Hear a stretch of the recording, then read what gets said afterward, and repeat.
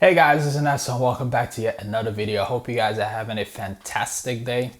I'm having a wonderful day. So today I'm going to talk to you guys about specifically breaking the rules in photography and doing whatever you want to do and getting amazing results. So stay tuned and we're going to get straight into it.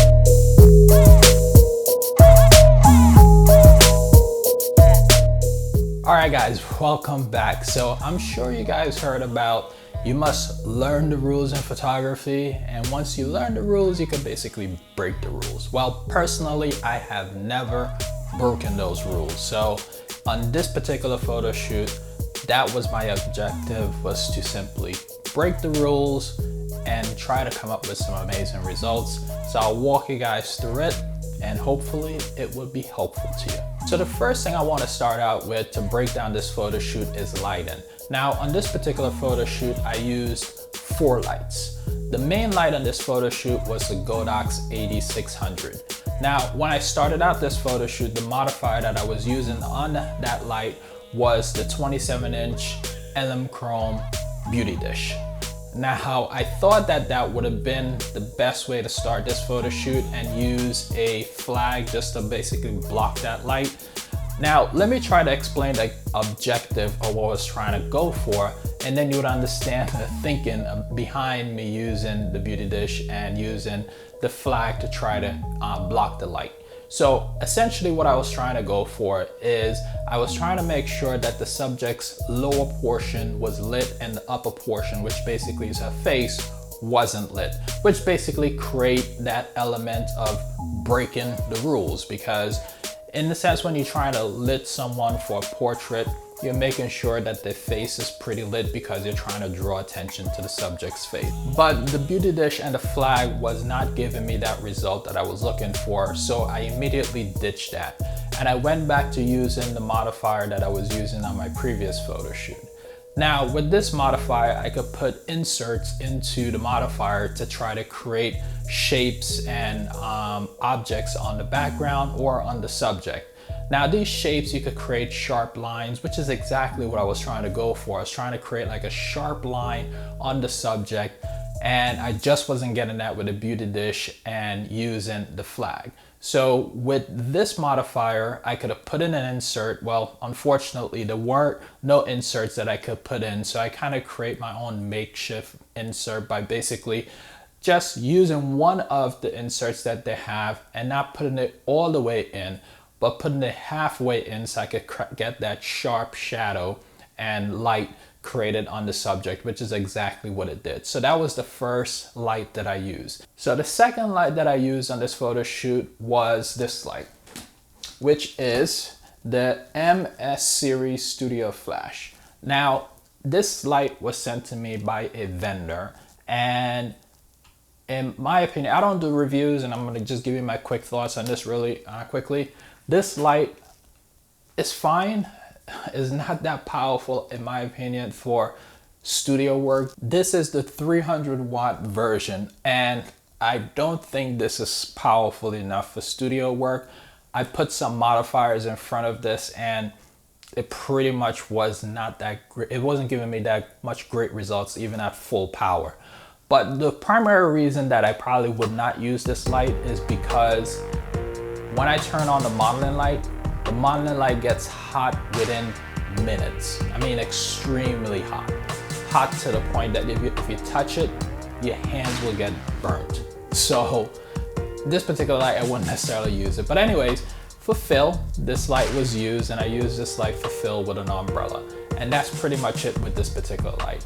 Now, behind me, what I used, or behind the subject, what I used was just simply one Godox AD200 light, and that light was just basically casting some light on the background, just lighting up the background with an umbrella, and that was about it. Once upon a time, I was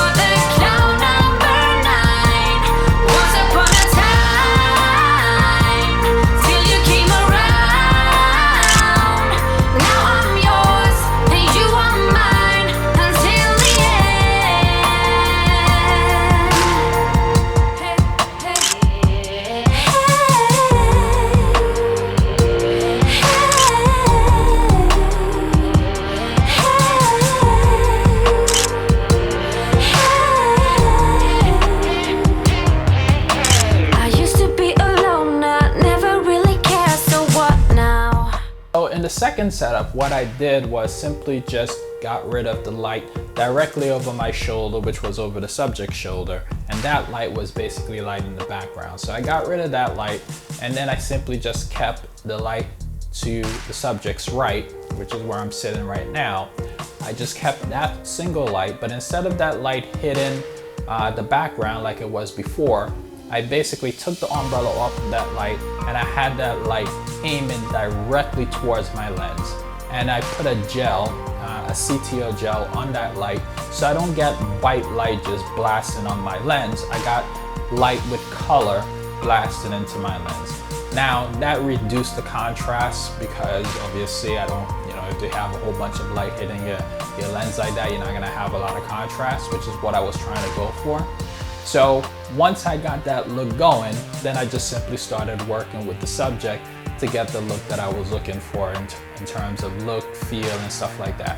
Now, the modifier, which is the AD600, that's still the same. I didn't really change that.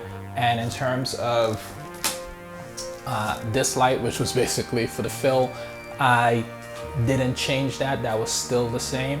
And basically, once I got those things dialed in, like I said, I just worked with the model to get the looks that you're about to see.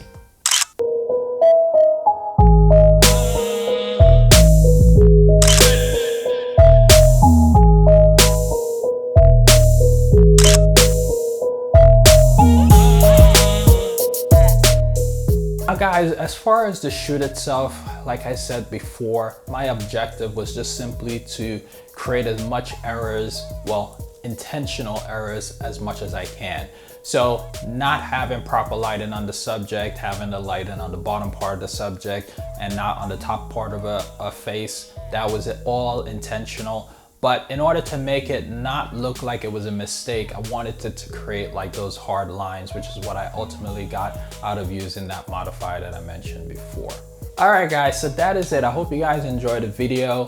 I would say learn the rules of photography, take those rules, turn it upside down, and make it something of your own. But don't try to break the rules, because if you try to break the rules and you don't know what rules you're trying to break, you end up doing something that you might get amazing results. I won't say you probably won't, but if you know what you're doing and you're doing it intentionally and not getting it by error, the next time you want to go repeat that same look for, a client or another subject, you can do it and you're not doing it by accident. So know what you're doing, know the rules that you're breaking, break it, and go out there and get amazing results. So I hope this video inspired you guys to go out there and create amazing stuff on your own.